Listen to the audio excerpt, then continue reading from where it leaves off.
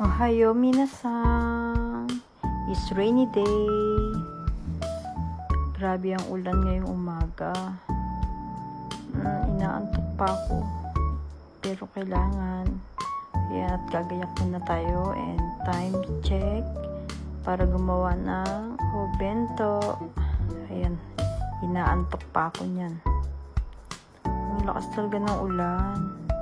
At ito na at magre-ready na ako ng aking babauning pagkain sa trabaho.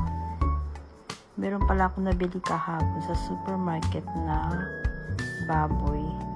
Ready to fry na siya at meron na siyang tawag ito yung may na siya, may lasa. Ayan, meron na siyang nilagay na mix na parang sauce. Ayan, luluto muna tayo.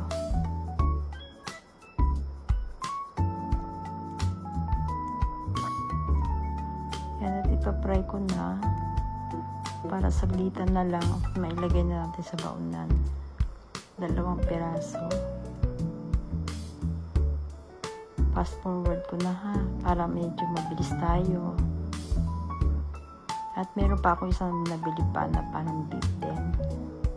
Ayan, ready to ready to cook na at may lasa na rin siya.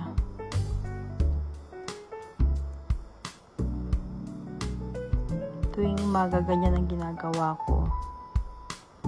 Ayan, pasayaw-sayaw pa tayo. Pero ang lakas talaga ng ulan yan. At ito na nga siya. O, diba? Parang sarap. At gagawa ko ng aking kape. Inom mo tayo ng kape. Ayan, ito pala ininom kong kape. At ready to go. Ayan, grabe ang ulan. Fast forward ko na ha. Para medyo mabilis tayo.